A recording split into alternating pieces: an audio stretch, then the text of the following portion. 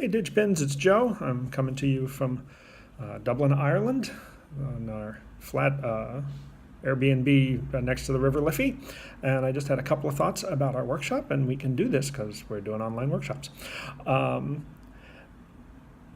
think this is a neat week to get started in thinking about pedagogy and scholarship as functions of our professional and personal networks, which are functions of our own identities.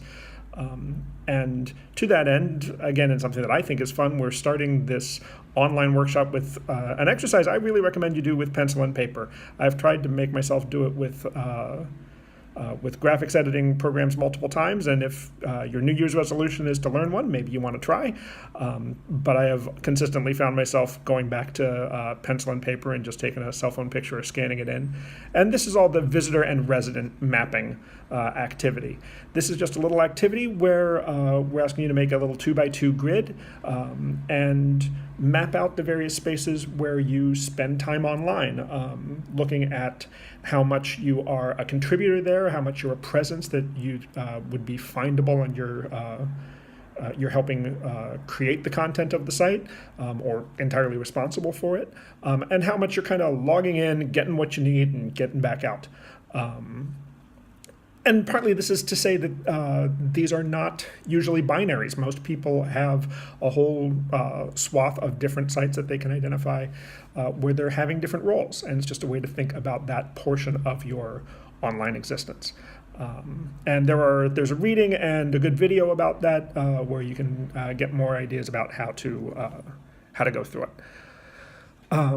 The other things that I want to point out are that as you're doing this, it's a reflective exercise, and the goal of the weekly blog is also to write in a reflective style about this would be a good week to think about your goals in this workshop, think about your questions coming up, things you might like to try out, and just to be collecting your ideas for what you might want to write in a longer form.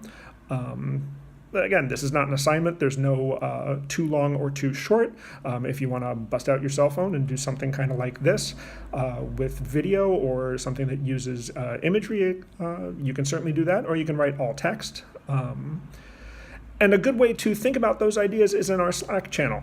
For many of you, I'm assuming Slack's a new tool. It's my favorite description of it was that it's kind of like centralized group text messaging. And that's what it's for. It's for quick, short writing, but potentially long exchanges. It's a great tool for keeping track of diverse groups. I do a lot of my collaboration with people at other schools through Slack, and it might be something that you want to think about when you think about introducing students to. We've had some good experiences with students using Slack for group work. So I hope that'll be a thing that'll be interesting to be introduced to. So yeah, get on there, say hi. As you come across stuff that seems relevant, go ahead and post it. Or as you have questions about our readings and videos, let us know. And the other thing that's really important is that this is not a broadcast-only workshop. One of the things to learn how to do is how to keep an eye on what people are doing and give comments and give responses as people pose thoughts and reactions and questions.